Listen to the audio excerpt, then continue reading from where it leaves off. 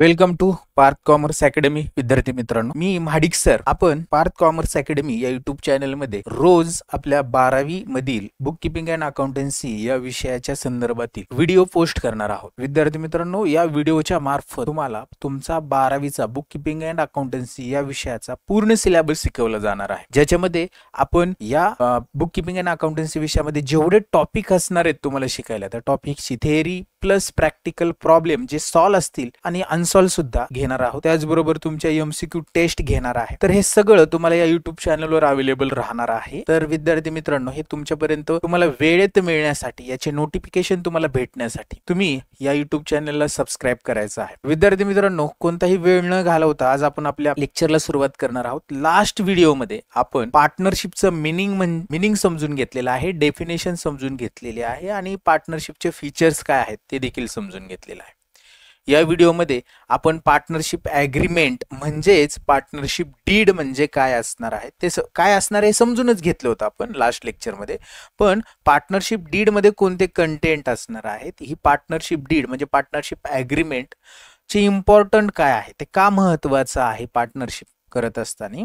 आणि दुसरी एक महत्वाची गोष्ट की आपण जे समजून घेणार आहोत की जर समजा पार्टनरशिप डीड मध्ये जर काही प्रोव्हिजन सायलेंट असतील तर इंडियन पार्टनरशिप ऍक्ट मधले प्रोव्हिजन त्या ठिकाणी ऍप्लिकेबल होणार आहे. तर त्या प्रोव्हिजन कोणते असणार आहेत हे देखील समजून घेणार आहोत. विद्यार्थी मित्रांनो, कोणताही वेळ न घालवता आपण लाईन टू लाईन समजून घेण्याला सुरुवात करणार आहोत. तर पहिल्यांदा पार्टनरशिप डीड म्हणजे काय ते समजून घेऊया.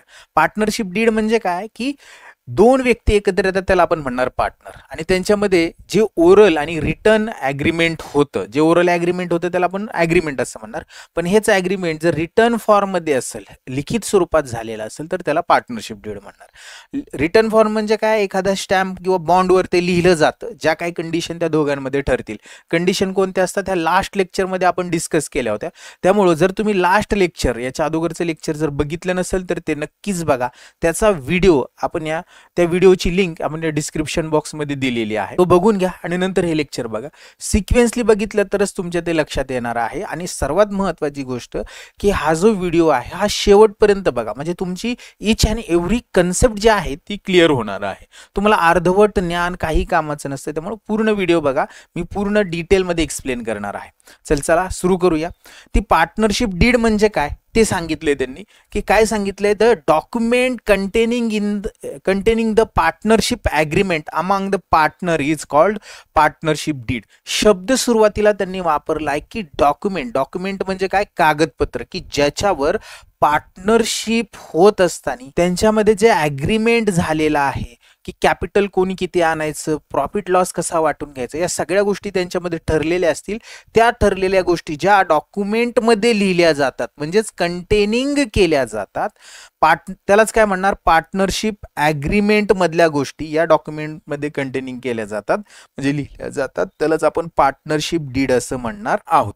म्हणजे पार्टनरमध्ये ज्या ठरलेल्या गोष्टी आहेत, प्रॉफिट कसा वाटायचा, लॉस कसा वाटायचा, कॅपिटल कसं वाटून घ्यायचं, कॅपिटल ॲडजस्टमेंटच्या संदर्भात काही प्रोव्हिजन असतील, तर ह्या सगळ्या गोष्टी त्यांनी एखाद्या डॉक्युमेंटवर लिहून ठेवलेल्या असतील. आणि ते लिहिलेलं डॉक्युमेंट म्हणजे रिटर्न फॉर्म मधलं जे डॉक्युमेंट असेल, रिटर्न ॲग्रीमेंट जे असणार आहे त्याला आपण पार्टनरशिप डीड असं. पुढे जाऊन त्यांनी असं सांगितलं, it contain the terms and condition which are agree upon. बघा, याच्यामध्ये कंटेन म्हणजे याच्यामध्ये काय गोष्टी असतात की टर्म अँड कंडिशन्स असतात, term and condition which are agreed upon by all the partners. म्हणजे ते सगळे पार्टनर्स असणार आहेत, त्यांच्यामध्ये ज्या काही टर्म आणि कंडिशन ठरलेले असतील ते या पार्टनरशिप डीड मध्ये असणार आहेत. And agreement may be return or oral. हे जे पार्टनरशिप मधलं जे ॲग्रीमेंट आहे, ठरलेल्या ज्या गोष्टी आहेत, हे ॲग्रीमेंट एक तर रिटर्न फॉर्म मध्ये असू शकतं किंवा ओरल फॉर्म मध्ये असू शकतं. बट व्हेन इट्स रिटर्न, म्हणजे हे जर ॲग्रीमेंट जर रिटर्न असेल म्हणजे लिखित स्वरूपात असेल तर इट्स कॉल्ड डीड आणि त्यालाच आपण पार्टनरशिप डीड असं म्हणणार. म्हणजे जर पार्टनरमध्ये झालेलं ॲग्रीमेंट हे दोन प्रकारचं असू शकते, एक म्हणजे ओरल आणि दुसरं म्हणजे रिटर्न. जर विद्यार्थी मित्रांनो ते रिटर्न फॉर्म मध्ये झालेलं असेल, रिटर्न मध्ये झालेलं असेल ॲग्रीमेंट, तर त्याला आपण काय म्हणणार, डीड असं म्हणणार. आणि त्यालाच आपण पुढे जाऊन पार्टनरशिप डीड असं म्हणतो. पुढं काय ते डिस्कस करतायत बघा.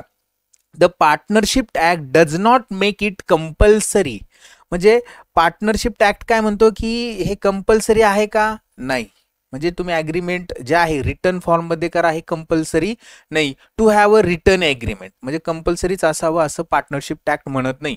ते ओरली असले तरी चालू शकतं. परंतु however in case of dispute, काय सांगितले त्यांनी की डिस्प्यूट म्हणजे काय, जर वाद झाला पार्टनरमध्ये among the partners it is always in the best course to have a written agreement. मग जर हा वाद झाला तर हा वाद सोडवण्यासाठी किंवा वाद मिटवण्यासाठी जर तुमचं रिटर्न ॲग्रीमेंट असेल तर ते बेस्ट राहतं. म्हणून त्यांनी असं म्हटलंय की however in case of dispute the partner it is always in the best course to have a written agreement, म्हणजे ते रिटर्न ॲग्रीमेंट असावं असं त्यांचं म्हणणं आहे. Duly sign by all the respective partner, कारण की हे रिटर्न ॲग्रीमेंटवर सगळ्या पार्टनरनी सह्या केलेल्या असतात. त्याच्यामध्ये ज्या टर्म्स अँड कंडिशन असतात त्या त्यांच्यामध्ये ठरलेल्या असतात. आणि ह्या टर्म्स अँड कंडिशनवरनं जर वाद झाला तर तो वाद सह्या असल्यामुळे मिटण्याची शक्यता जास्त असते किंवा त्याचा एक पुरावा म्हणून ते वापरलं जाऊ शकतं.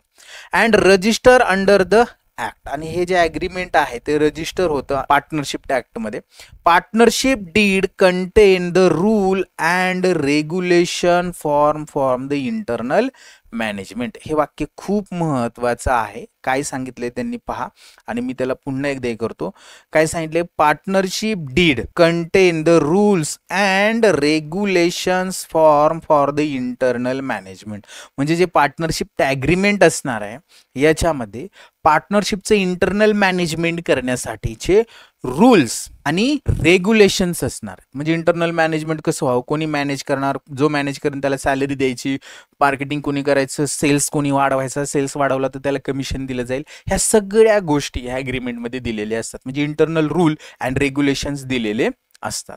पुढे सांगितले it is an also an article of partnership. हे तुमच्या एमसीक्यू साठी जर असं महत्वाचं आहे की IMP असणार आहे. याला मी काय म्हणतो IMP, की पार्टनरशिप डीड जे आहे बघा इथं अॅन हा शब्द वापरलाय बरं का. It is an also an article of partnership. हे पार्टनरशिपचं आर्टिकल म्हणजे काय, नियमावली म्हणजे काय, पार्टनरशिपच्या संदर्भातले सगळे नियम या पार्टनरशिप डीड मध्ये दिलेले असतात. म्हणून त्याला आर्टिकल म्हणजेच नियमावली असं म्हटलं जातं.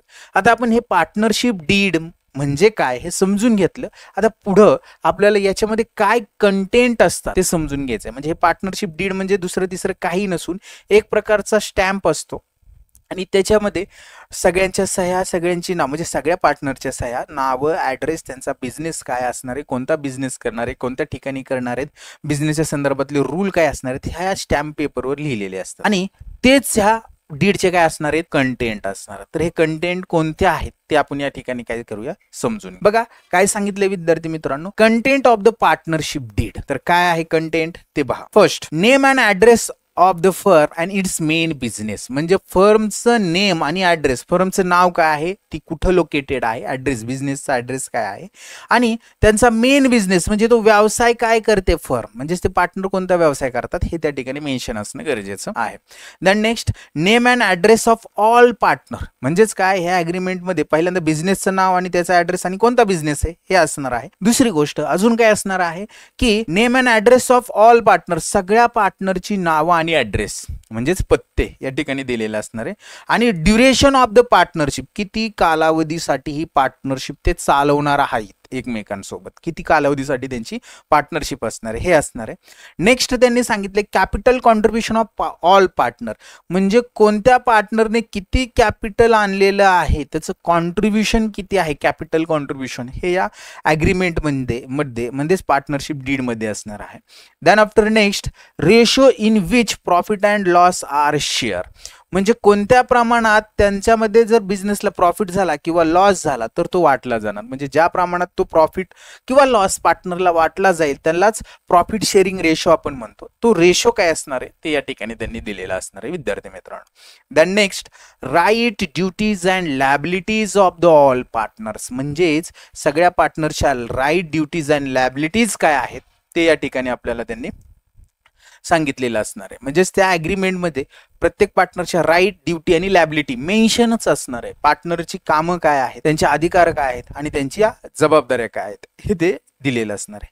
त्याच्यानंतर provision related to admission, retirement and death of a partner. Provision म्हणजे तरतुदी कशा संदर्भातल्या, एखाद्या पार्टनरला, नवीन पार्टनरला जर आपल्या फर्म मध्ये ऍड करून घ्यायचं असेल तर त्याच्या संदर्भातल्या प्रोव्हिजन. एखादा एक्झिस्टिंग पार्टनर, आपल्यासोबत असलेला पार्टनर जर निघून जाणार असेल, रिटायर्ड होणार असेल, तर तो रिटायर्ड होत असताना ते कशा पद्धतीने आपल्यामधून बाहेर पडू शकतो त्या संदर्भातले नियम, अटी म्हणजेच प्रोव्हिजन त्या ठिकाणी असणार आहे. आणि एखादा पार्टनर जर आपल्यातला डेड झाला, मृत्यू पावला, तर त्याच्या ज्या मृत्यूनंतरच्या प्रोव्हिजन आहेत, म्हणजे त्याचा प्रॉफिट, त्याचा कॅपिटल त्याला द्यावं लागणार आहे, तर ते कशा पद्धतीने त्याला द्यायचं, रिटर्न करायचं, या संदर्भातल्या प्रोव्हिजन ह्या अग्रीमेंट मध्ये दिलेल्या असतात. Then after rate of interest on capital and loan and drawing. बघा काय होतं, काही वेळेस अग्रीमेंट मध्ये मेन्शन केलेलं असेल की बाबा जे पार्टनरने फर्मसाठी कॅपिटल कॉन्ट्रीब्यूट केलेले त्याच्यावर इंटरेस्ट त्यांना भेटावं. कॅपिटल व्यतिरिक्त ऍडिशनल अमाऊंट जर दिलेली असेल ॲज अ लोन म्हणून, तर त्या लोनवर त्याला काय भेटावं, इंटरेस्ट भेटावं. बघा मी काय सांगितलं की कॅपिटल दिलेलं असतं, कॅपिटलवर तर तुम्हाला काय भेटणार आहे, इंटरेस्ट दिलं जाणार आहे. लोन दिलेला असेल पार्टनरने तर त्याच्यावर इंटरेस्ट असणार आहे. ड्रॉविंग घेतलेला असेल पर्सनल यूज साठी, पार्टनरने फर्म कडून जर काही पर्सनल यूज साठी गुड्स किंवा असेट किंवा कॅश यूज केलेली असेल तर ते याला म्हणतो आपण ड्रॉविंग, तर त्याच्यावरचे इंटरेस्ट, तर तो इंटरेस्टचा रेट किंवा त्या संदर्भातल्या प्रोव्हिजन ह्या पार्टनरशिप डीड मध्ये दिलेल्या असतील विद्यार्थी मित्रांनो. दॅन नेक्स्ट त्यांनी सांगितलंय सॅलरी, कमिशन किंवा अलाउन्स. हे जे पार्टनरला आपण देणार, बघा पार्टनर फर्म साठी काम करतात, म्हणजे एखादा partner continue 24 hours bye 7 day जर फर्म साठी काम करत असेल तर त्याचं वैयक्तिक जीवन आहे, पण तो फर्म साठी जास्त काम करतो, तर आपण त्याला प्रॉफिट व्यतिरिक्त काम करतोय फर्म साठी म्हणून सॅलरी, कमिशन जर द्यायचं ठरलेलं असेल तर ते या मेन्शन केलं पाहिजे कशामध्ये, अग्रीमेंट मध्ये, पार्टनरशिपच्या. Then after next statement of account on dissolution of the firm. म्हणजेच काय, फर्म जर डिझॉल्व्ह होणार असेल तर ते स्टेटमेंट ऑफ अकाउंट असणार आहे, ते पण या ठिकाणी मेन्शन असणार आहे. Method of settlement of dispute among the partners. Partners मध्ये जर डिस्प्यूट जर झाला, म्हणजे वाद झाला, तर तो वाद कशा पद्धतीने सोडवणार, मेथड कोणती आहे सेटलमेंट करण्याचा वाद, तर ते सुद्धा या अग्रीमेंट मध्ये म्हणजेच पार्टनरशिप डीड मध्ये मेन्शन असलं पाहिजे. आणि any other matter relating to the conduct of a business, म्हणजे बिझनेस कंडक्ट, बिझनेस चालवण्यासाठी अजून कोणत्या जर गोष्टी आवश्यक असतील तर त्या गोष्टी सुद्धा या अग्रीमेंट मध्ये मेन्शन केलेल्या असतात. म्हणजे विद्यार्थी मित्रांनो, आता जे आपण डिस्कस केलं की पार्टनरशिप अग्रीमेंट म्हणजे काय ते समजून घेतलं. पार्टनरशिप डीड म्हणजे काय, जे काय त्यांच्यामध्ये ठरलेले ते रिटर्न फॉर्म मध्ये ते लिहितील आणि ते रिटर्न डॉक्युमेंट त्याला पार्टनरशिप डीड म्हणणार.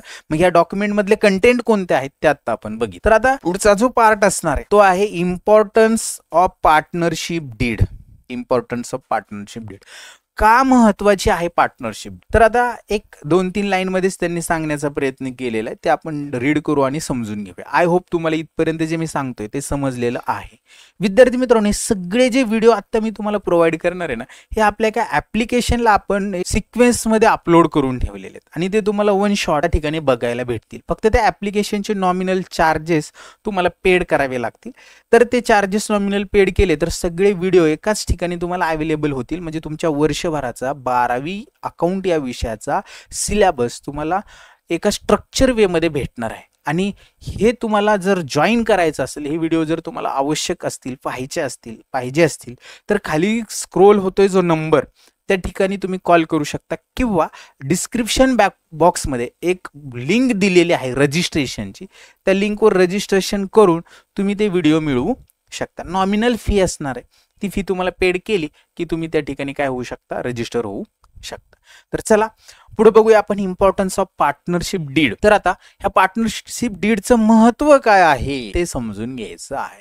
तर सुरू करूया, काय सांगितलंय ते समजून घ्यायला. तर चला, partnership deed is a very important document. खूप महत्वाचं आहे बाळांनो document, because it is a written agreement in which contain all the terms and condition of partnership business. बघा हे खूप इम्पॉर्टंट आहे असं त्यांनी सांगितलं. का? कारण की हे एक रिटन ॲग्रीमेंट आहे ज्याच्यामध्ये ऑल कंटेंट आहे, content of all terms and condition of partnership business. बघा इम्पॉर्टंट काय आहे पार्टनरशिप डीडचं, की पार्टनरशिप डीड ही एक रिटर्न ॲग्रीमेंट आहे आणि याच्यामध्ये content all terms and condition, म्हणजे पार्टनरशिप फर्मच्या संदर्भातले सगळे टर्म्स अँड कंडिशन याच्यामध्ये रिटर्न फॉर्ममध्ये दिलेले असतात आणि त्यानुसारच बिझनेस चालतो. पुढे काय सांगितले, it form the basis of mutual relationship among the partners, म्हणजे ह्या टर्म्स अँड कंडिशन ज्या आहेत त्या फॉर्म म्हणजे कशा तयार झालेल्या, कशामुळे आहेत तर म्युच्युअल रिलेशनशिप ऑफ पार्टनर्स, म्हणजेच पार्टनर्समध्ये जे म्युच्युअल रिलेशनशिप असणार आहे त्याच्यामुळे हा फॉर्म झालेले असणार आहेत.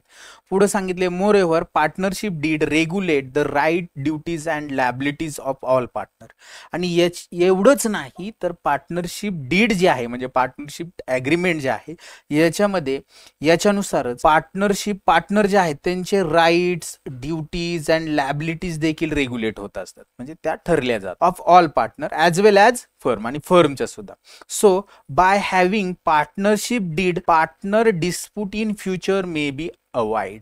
म्हणजे जर पार्टनरशिप डीड असेल तर पार्टनर मधला जो डिस्प्यूट असणार आहे भविष्यातला होणारा तो अवॉइड केला जाऊ शकतो, म्हणजेच काय होऊ केला जाऊ शकतो, टाळला जाऊ शकतो. Hence it is always in favour to have a written agreement. त्यामुळे हे कसं असलं पाहिजे, त्यांच्यामधलं जे ॲग्रीमेंट आहे ते रिटर्न असलं पाहिजे.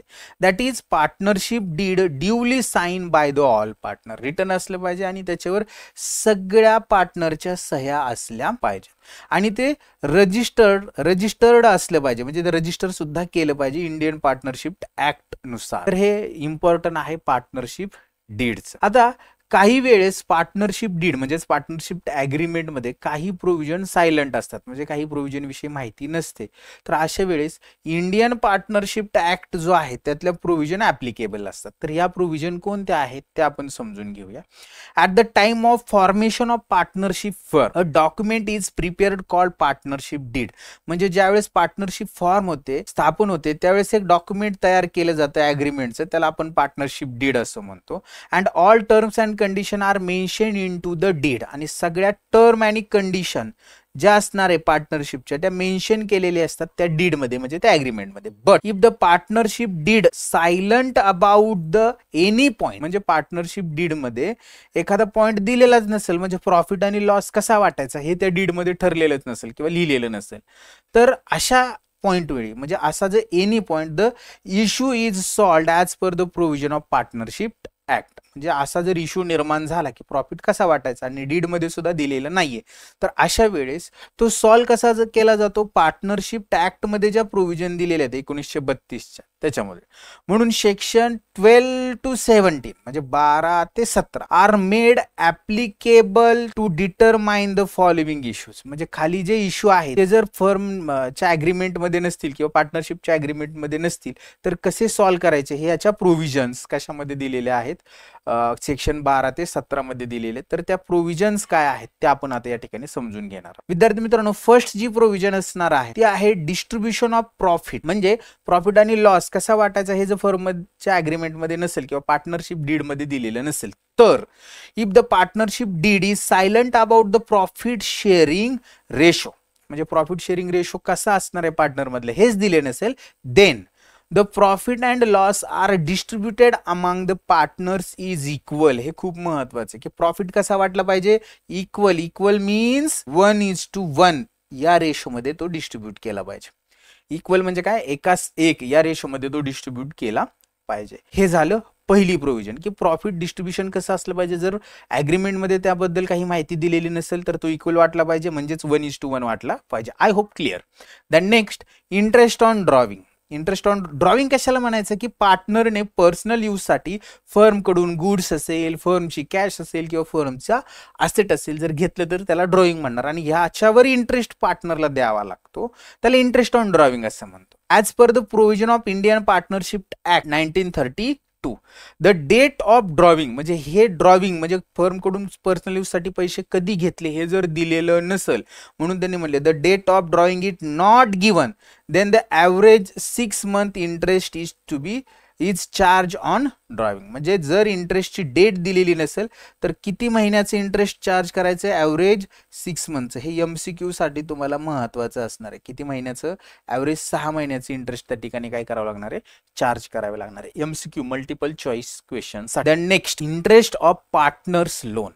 बघा आता काय होतं, पार्टनर हे कॅपिटल तर देतातच फर्मला, याच्या व्यतिरिक्त त्यांच्याकडे एक्स्ट्रा जर फंड असेल आणि तो जर त्यांनी फर्मला द्यायचा असेल तर ते ॲज अ कॅपिटल म्हणून नाही देत, ॲज अ लोन म्हणून प्रोव्हाइड करतात फर्म्स. त्याला त्याच्यावर ते फर्मकडून इंटरेस्ट घेतात, त्यालाच आपण इंटरेस्ट ऑन पार्टनर्स लोन असं म्हणणार.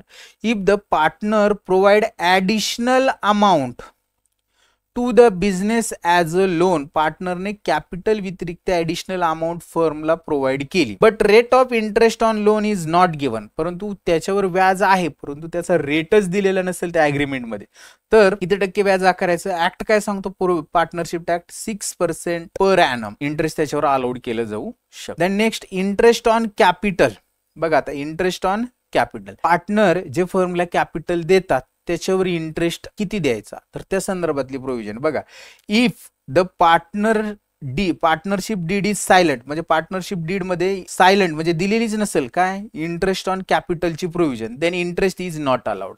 म्हणजे इंटरेस्ट त्या ठिकाणी अलाउड केलं जात नाही, म्हणजे कॅपिटलवर इंटरेस्ट द्या हा ऍक्ट सांगत नाही. पण जर पार्टनरने त्या पार्टनरशिप डीड मध्ये जर प्रोव्हिजन टाकली की इंटरेस्ट भेटावं म्हणून तर देऊ शकतात, पण ऍक्ट नुसार देता येत नाही. ऍक्ट म्हणत नाही की इंटरेस्ट द्या म्हणून. Next, salary commission to the partner. As per the provision made in Indian partnership act, no salary, no commission, no allowance or any remuneration is to be given to any of partner for any extra work done for the firm. म्हणजे पार्टनरशिपचा act काय सांगतो की कोणत्याही प्रकारची salary, commission, allowance किंवा इतर कोणताही मोबदला एखादा पार्टनर फर्मसाठी एक्स्ट्रा काम करतो आहे म्हणून त्याला द्या असा ऍक्ट बिलकुलही सांगत नाही. पण जर पार्टनरने म्युच्युअल कन्सेंटने म्हणजे त्यांच्यामध्ये म्युच्युअल अग्रीमेंट झालं म्हणजे डीड झाली तर त्या डीड मध्ये ते ठरवू शकतात की एखादा पार्टनर खूपच काम करतोय फर्मसाठी तर त्याला सॅलरी, कमिशन, अलाउन्स, बोनस किंवा एक्स्ट्रा रेम्युनरेशन द्या. अशी प्रोव्हिजन जर अग्रीमेंट मध्ये असेल तर देता येईल